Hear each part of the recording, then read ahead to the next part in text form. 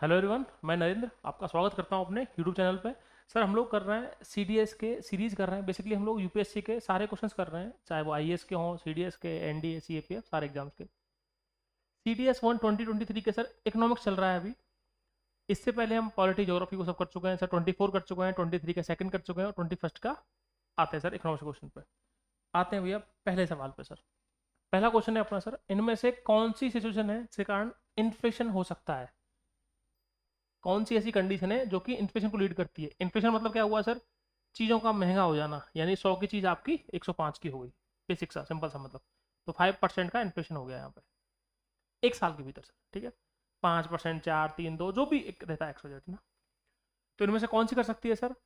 जब कभी भी एग्रीगेट डिमांड बढ़ जाए और सप्लाई कम हो जाए। बिल्कुल सिंपल सवाल सर, इससे आसान शायद क्वेश्चन नहीं होगा। और भी आसान से है वैसे इस पेपर में इस बार। अगर एग्रीगेट डिमांड बढ़ जाए, यानी डिमांड बढ़ जाए, सप्लाई कम हो जाए, तो सर इन्फ्लेशन बढ़ेगा ना। इन्फ्लेशन मतलब क्या हुआ? चीज़ों का महंगा होना। अगर डिमांड बढ़ गई किस चीज़ की, डिमांड कब बढ़ रही है? लोगों के पास एक्स्ट्रा पैसा है। अगर पैसा ज़्यादा आ गया इकोनॉमी के अंदर तो लोग ज़्यादा खरीदने वाले आ गए। अगर खरीदने वाले ज़्यादा आ गए और सप्लाई कम है तो डेफिनेटली सर इन्फ्लेशन बढ़ेगा उससे। ठीक है, तो ये हो गया अपना पहला आंसर। बिल्कुल सिंपल क्वेश्चन था सर, सिंपल सा। बाकी स्लगिस ग्रोथ रेट डिमांड की सर कम होता है, इसका मतलब स्लो है ना। मनी सप्लाई कम होना ये तो नेगेटिव है सर। और अनएम्प्लॉयमेंट हायर होना ये तो और भी नेगेटिव है। अनएम्प्लॉयमेंट होगा तो सर फिर तो लोग खर्च क्यों करेंगे? ठीक है, तो ये तीनों स्टेटमेंट नहीं होते सर आपके। पहला वाला सही है अपना। नेक्स्ट है सर अपना, इनमें से कौन सी पॉलिसी है जिससे कि इंटरेस्ट रेट को बढ़ाने में मदद मिलती है, जिससे क्या होता है? इकोनॉमी का जो आपकी करेंसी है उसका एप्रिसिएशन होता है, यानी हमारी करेंसी मजबूत होती है। एप्रिसिएशन सिंपल सा मतलब क्या है सर? स्ट्रांग होती है करेंसी।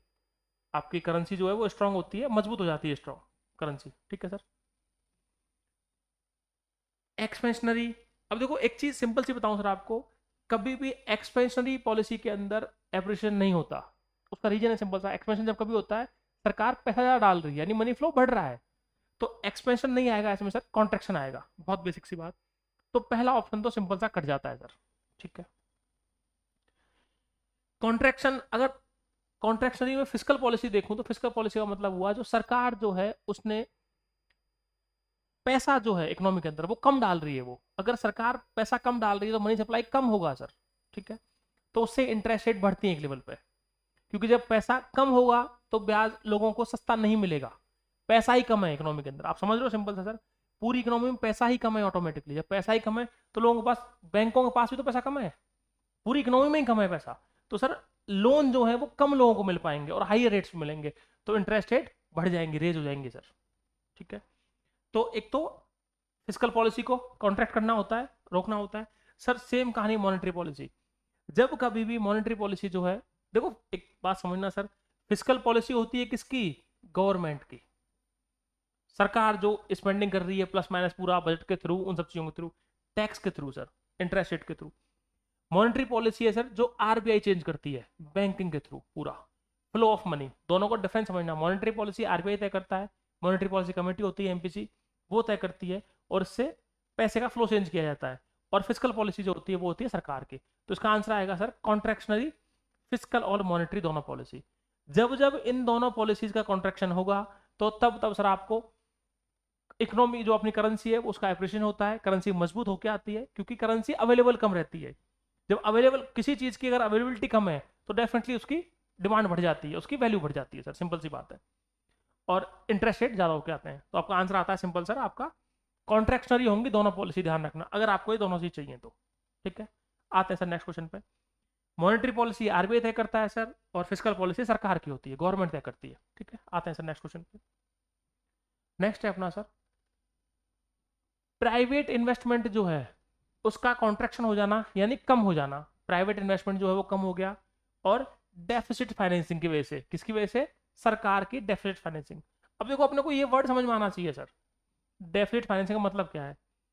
ये अपना बजट है फॉर एग्जाम्पल सर, अगर बजट के अंदर बजट जो है वो लॉस में चल रहा है, बजट सरकार का घाटे में चल रहा है फॉर एग्जाम्पल, अगर वो घाटे में चल रहा है तो सर सरकार को उसको फंडिंग करनी होती है उसको भरने के लिए। यानी हमें कहीं से कर्जा लेना पड़ेगा, या सरकार को अपने बॉन्ड जारी करने पड़ेंगे, कहीं से भी पैसा लाना पड़ेगा और उस इकोनॉमी में डालना होता है अपने को पैसा। तो वो जो फंडिंग है ना उसे बोला जाता है डेफिसिट फाइनेंसिंग। सरकार घाटे में चल रही थी, बजट में घाटा था हमें। बेसिकली सिंपल सी बात क्या है सर, हमारा खर्चा ज़्यादा हुआ, पैसा आया कम। एक सिंपल सी बात, उस टाइम पे आपको फंडिंग करनी पड़ेगी सरकार को। सरकार जो फंडिंग करती है उसे बोलते हैं डेफिसिट फाइनेंसिंग। तो जो डेफिसिट फाइनेंसिंग होती है सर, उसकी वजह से कॉन्ट्रैक्शन हो जाता है किसका, प्राइवेट इन्वेस्टमेंट का। होता क्या है, जब जब सरकार इसमें फंडिंग करेगी, यानी कोई जब सरकार बजटरी लॉस में चल रही होती है, बजटरी डेफिसिट चल रहा होता है सरकार को, तो उसकी वजह से सर इंटरेस्ट रेट्स हाई होती हैं हमेशा, ध्यान रखना। जब जब ऐसा होगा तब तब आपकी इंटरेस्ट रेट जो है ना, ब्याज की जो दरें हैं वो हाई हो जाएंगी, ऊपर जाती हैं। सर जब जब इंटरेस्ट रेट ऊपर जाएंगी तो जो प्राइवेट इन्वेस्टमेंट है वो कम होगा, डेफिनेटली कम होगा सर, क्योंकि ब्याज की दर ज़्यादा है तो लोगों को सस्ता लोन नहीं मिल रहा, इन्वेस्टर्स को। बिजनेसमैन सर, किसी को 1,000 करोड़ का प्रोजेक्ट लगाना है, उसके लिए 5% से अगर वो 6% भी हो गया तो ये 1% भी बहुत ज़्यादा है, क्योंकि उसका प्रोजेक्ट है 1,000 करोड़ का, 10,000 करोड़ का। सर 1,000 करोड़ के लिए 1% भी तो करोड़ों में अमाउंट, 10,000, अब लाखों करोड़ के होते हैं इन्वेस्टमेंट, तो प्राइवेट इन्वेस्टर जो होते हैं, तो प्राइवेट इन्वेस्टमेंट जो है वो कॉन्ट्रैक्शन हो जाता है उसका, यानी कम हो जाता है। तो उसे क्या बोलते हैं सर, क्राउडिंग आउट बोलते हैं इस इन्फ्लेक्शन को। इस कंडीशन में क्या बोला जाता है, क्राउडिंग आउट, यानी कि जो मेन क्राउड था, जो पब्लिक इन्वेस्टमेंट आपका प्राइवेट इन्वेस्टमेंट का, उसको आपने आउट ही कर दिया, बाहर ही कर दिया। तो डेफिसिट फाइनेंसिंग बहुत ज़्यादा नहीं होनी चाहिए, उसकी वजह से जो प्राइवेट इन्वेस्टमेंट है वो कम हो जाता है सर, ध्यान रखना। लोग इन्वेस्टमेंट नहीं करते क्योंकि सरकार घाटे में चल रही होती है, तो क्राउडिंग आउट बोलते हैं इस कंडीशन को। ऐसा क्यों हो रहा है समझ में आया, इंटरेस्ट रेट की वजह से। आते हैं सर नेक्स्ट पे। नेक्स्ट है अपना सर आपका जो एमपीसी है, यानी अपना जो मंथली पर कैपिटा एक्सपेंडिचर जो है, उसके लिए एक मिक्स्ड रेफरेंस पीरियड बनाया गया पॉवर्टी को कैलकुलेट करने के लिए। तो किसकी थी रिकमेंडेशन सर, तेंदुलकर कमेटी की। तेंदुलकर कमेटी ने सर ये बिल्कुल बहुत बेहतरीन कंसेप्ट दिया था इन्होंने, बेसिकली कि जो आपकी मल्टी डायमेंशनल पॉवर्टी है अपनी, उसके लिए कैपिटा जो कंजप्शन है, यानी पर पर्सन कितना खर्चा हो रहा है, उसके हिसाब से देखते हैं इसको। ये 2005 में आई थी भैया, ठीक है सर। तो ये तेंदुलकर कमेटी, फैक्चुअल क्वेश्चन है, बिल्कुल सीधा था। आते हैं सर नेक्स्ट पे। नेक्स्ट है अपना sir national skill development mission जो है, उसके कौन कौन से इनमें से सब मिशन या सब मिशन हैं, ठीक है। कौन से हैं, इज और आर। सर इंस्टीट्यूशनल ट्रेनिंग बिल्कुल दी जाती है इसमें, एम्प्लॉयमेंट दिया जाता है सर बाहर भी, क्योंकि बहुत सारी टाई अप कर रखा है इंडियन गवर्नमेंट ने बहुत सारी कंपनी से, और जो ओवरसीज कंपनी उन्हें एम्प्लॉयमेंट प्रोवाइड करवाते हैं, अपने यहाँ के लोगों को बाहर प्रोवाइड करवाते हैं employment. Sir leveraging of public infrastructure, तीनों ही स्टेटमेंट सही है सर इसके अंदर। बहुत सिंपल सा क्वेश्चन था। स्किल डेवलपमेंट में सारे काम हो रहे हैं सर आपके, इंस्टीट्यूशनल ट्रेनिंग मिल रही है आपको, एक ट्रेनिंग मिलती है, ओवरसीज एम्प्लॉयमेंट हो रहा है, और पब्लिक इंफ्रास्ट्रक्चर का लीवरेज किया जा रहा है, यानी पब्लिक इंफ्रास्ट्रक्चर का बेहतर यूज किया जा रहा है, उसे बेटर बनाया जा रहा है सर। नेक्स्ट है अपना सर, इन्फ्लेशन को कॉम्बैट करना है सरकार को, तो इनमें से कौन सा मेजर यूज कर सकती है वो। इन्फ्लेशन मतलब वापस से सर वही सेम चीज, चीज महंगी हो रही है, यानी महंगाई दर को कंट्रोल करना है, उसको मुद्रास्फीति बोलते हैं हिंदी में। तो महंगाई दर को कंट्रोल करना है, उसके लिए क्या कर सकती है सरकार। तो सरकार जो है सर उसको, अब देखो महंगाई चीजें अगर महंगी हो रही है, इसका मतलब क्या है, लोगों के पास पैसा है, यानी इकोनॉमी में पैसा ज्यादा है। तो इकोनॉमी में अगर पैसा ज्यादा है, यानी लोगों के पास मनी सप्लाई बढ़ी हुई है, तो मनी सप्लाई को कम करना है अपने को। तो इनमें से देख लो सर कौन सा है जिससे मनी सप्लाई कम होती हो। अगर गवर्नमेंट इंक्रीज कर देगी नॉन प्लान एक्सपेंडिचर को, सर इससे मनी सप्लाई और बढ़ जाएगी। अगर वो डिफेंस और पुलिस में ज़्यादा खर्चा करेगी सरकार, तो डेफिनेटली वो लोगों के पास जाएगा, इकोनॉमी में आएगा पैसा। तो ये तो नहीं होगा सर, ये तो उल्टी मनी सप्लाई बढ़ा देगा। अगर ज़्यादा सब्सिडी देंगे एक्सपोर्ट्स के ऊपर, तो मनी सप्लाई पे इम्पैक्ट पड़ेगा सर, सेम कहानी नहीं होगा। अगर हम रेट ऑफ इंटरेस्ट बढ़ा दें, किस पे, सेविंग्स और फिक्स डिपॉजिट्स पे, यानी सरकार जो है अगर एफडी और सेविंग्स डिपॉजिट पे इंटरेस्ट रेट बढ़ा दे, एग्जाम्पल अभी मिल रहा है 5%, उसको बढ़ा के 6 कर दिया, 7 कर दिया, तो सर लोगों के पास जो पैसा हाथों में है, यानी जो मनी सप्लाई घूम रहा है, जो इकोनॉमी में पैसा घूम रहा है, क्या वो लोग अपनी बैंकों में जमा नहीं करेंगे, एफडी जमा करेंगे ना। तो जितना ज़्यादा पैसा बैंकों में जाएगा, जितना पैसा बैंकों में जमा करेंगे सर, उतना मनी सप्लाई कम हो जाएगी, मनी सप्लाई कम होते ही इन्फ्लेशन अपने आप कम हो जाएगा। तो आंसर हो गया आपका सिंपल सा सी सर। सिर्फ मैं हमेशा बोलता हूँ सर, हर क्लास में, जब मैंने खुद ने पढ़ाया भी है, इकोनॉमिक क्लास भी हुई है यहाँ पे, मैंने सब कुछ कराया है उसमें, हमेशा सर मैं बेसिक कंसेप्ट ही बताता हूँ कि वो है क्या, इन्फ्लेशन बेसिक क्या है। बस अगर आपको वो समझ में आता है तो यूपीएससी का कोई सा भी लेवल का एग्जाम हो सर, बहुत इजीली क्वेश्चन होते हैं आपसे, ठीक है। आते हैं सर नेक्स्ट पे। नेक्स्ट है अपना सर, सस्टेन्ड डिक्रीज हो गया किसमें, जनरल प्राइस लेवल में, यानी जो चीज थी वो महंगाई कम हो गई। बेसिक मतलब क्या हुआ सर, जनरल प्राइस लेवल का महंगाई कम हो गई। इसका सिंपल सा होता है सर डिफ्लेशन। डिफ्लेशन का मतलब ये होता है कि महंगाई दर का कम होना। ये इन्फ्लेशन का जस्ट उल्टा है, ध्यान रखना sir, reverse of inflation. Inflation का मतलब होता है चीज़ों का महंगा होना, और डिफ्लेशन है चीज़ों का सस्ता होना सर। ठीक है, महंगाई की रेट कम हो गई बेसिकली, सिंपल है। स्टैगफ्लेशन में तो इन्फ्लेशन और अनएम्प्लॉयमेंट दोनों एक साथ आते हैं सर। ठीक है, डीवैल्यूएशन करेंसी की वैल्यू कम हो जाना। ठीक है, रिसेशन सर मंदी आना। तो ये आंसर हो गया अपना ए, सिंपल सा। ठीक है, अब देखो इसमें अपने कंसेप्ट और भी हो रहे हैं एक्स्ट्रा इसके साथ में। ठीक है, आते हैं सर नेक्स्ट क्वेश्चन पे। नेक्स्ट है अपना national multi dimensional poverty index है, उसके अंदर इनमें से किसको इंक्लूड किया गया है? तो देखो सर, इसके अंदर इंक्लूड किया गया अपना ईयर्स ऑफ स्कूलिंग को। जो स्कूलिंग ईयर्स है ना, उसको इंक्लूड किया गया है। ये नेशनल की बात हो रही है, इंडिया की बात हो रही है सर, ध्यान रखना। हमारा जो इंडिया का है उसकी बात हो रही है यहाँ पे, इंपॉर्टेंट यही है।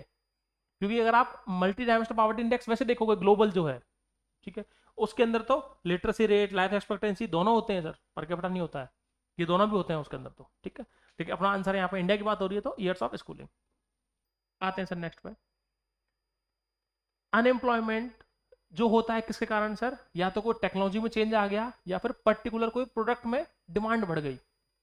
यानी वो चेंज आना जिसके कारण या तो किसी चीज की डिमांड बढ़ गई पर्टिकुलरली, या कोई टेक्नोलॉजी में चेंज आ गया, उसे बोलते हैं सर सिंपल सा स्ट्रक्चरल अनएम्प्लॉयमेंट।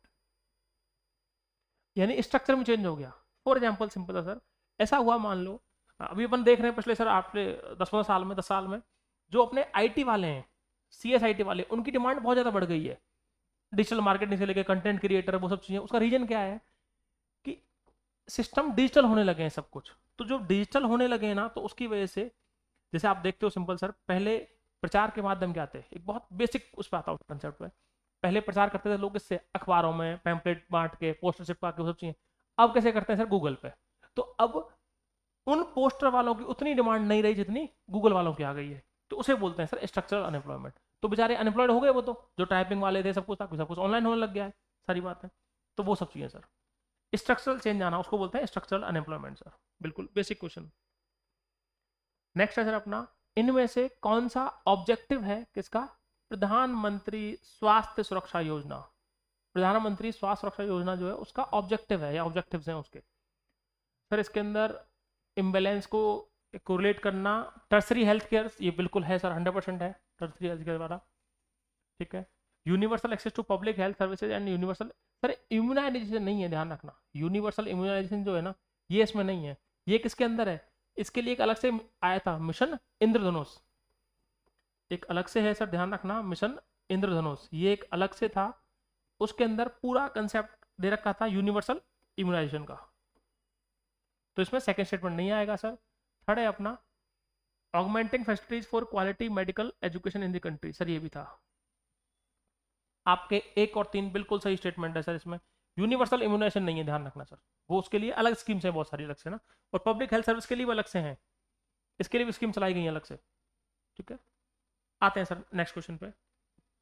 नेक्स्ट है अपना सर, जो national multi dimensional multi poverty index है, MPI, जो नीति आयोग ने लॉन्च किया है सर, उसके अंदर एक हाउस होल्ड को डिप्राइव्ड माना जाता है, यानी उसे माना जाता है कि उसके पास नहीं है, यानी वो उसको वंचित मानते हैं। डिप्राइव्ड को मतलब वंचित मानते हैं। तो वंचित किस कंडीशन में मानते हैं सर? एक बात, एक single member of the household is identified as undernourished. अगर कोई भी एक सिंगल मेंबर ऑफ हाउस का जो कि अंडर नरिश्ड है, बिल्कुल सही स्टेटमेंट है सर, मानते हैं सर। बॉडी मास इंडेक्स जो है, अगर विमेन मेंबर का, महिला मेंबर जो है उसके परिवार की, जिसकी एज 15 से 49 के बीच में है, अगर उसका BMI जो है 18 से 5 के बीच में है, तो उसे मानते हैं सर। स्टेटमेंट ये भी सही है। अब आती है बात, देखो नेक्स्ट चीज, तो दोनों स्टेटमेंट सही है सर इसके अंदर। अब ये थोड़ा सा इसमें कंफ्यूजन हो रहा होगा सर, ये BMI वाला कंसेप्ट क्या आ गया, ये जो एक नई चीज आ गई है BMI। ठीक है सर, तो देखो इसको समझते हैं BMI को सर, BMI क्या है। ठीक है, स्टेटमेंट दोनों सही है, अभी आपको समझाने के बाद समझ में आ जाएगा सर। BMI की जो कैटेगरी होती है, देखो BMI कैसे निकालते हैं बेसिकली बता दूंगा आपको। जो भी आपका वेट है, ठीक है सर, BMI निकाला जाता है। जो भी आपका वेट है सर, उसे अगर हम डिवाइड करते हैं किसे? हाइट से। लेकिन हाइट का क्या सर? हाइट के स्क्वायर से। तो इसका मतलब क्या निकल के आया वेट तो केजी में और मीटर का आपकी हाइट का स्क्वायर। एग्जाम्पल सर किसी का मान लो वेट 100 केजी है फॉर एग्जाम्पल के लिए, तो अगर 100 केजी डिवाइड बाई और हाइट मान लेते हैं सर उसकी, समझने के लिए आसान सर, तो 2 मीटर है, 2 मीटर का मतलब हालांकि फिट ज़्यादा हो जाएगा, 1 मीटर में 1.36 फिट होते हैं ना, तो 1.30 और कितना हो गया सर रफली, 3.30 होते हैं, सॉरी 1 मीटर में 3.30 होते हैं, 3.3 होते हैं, तो 3.3 3.3 सर 6.6, यानी कुछ 6.5 फुट का है फॉर एग्जाम्पल, 6.7 फिट का है एग्जाम्पल के लिए सर। तो 100 डिवाइड बाई 2 मीटर, तो 2 मीटर का स्क्वायर 4, बीएमआई कितना आ गया सर 25, बीएमआई कितना निकल गया है 25, ठीक है। अंडरवेट होता है अगर 18.5 से कम हुआ तो अंडरवेट मानते हैं उसको, नॉर्मल वेट है 18.5 से लेके 24.9 है, ठीक है। ये आपको गूगल पे डायरेक्टली मिल जाएगा, पर मैंने समझा दिया है सर, इस तरह से कैलकुलेट करता है ना। 25 पॉइंट से लेके 29.9 यानी 30 से नीचे नीचे जो है उसको मानते हैं ओवरवेट, ये आपको चिंता करने की जरूरत है। और ओबेसिटी जो है वो तो मानते हैं 30 या उससे ऊपर को ओबेसिटी मानते हैं। अब देखो सर इस क्वेश्चन को, 18.5 से अगर नीचे है तो अंडरवेट मानेंगे ना, आया ना अभी सर अंडरवेट, ये वाली कंडीशन 18.5, ठीक है।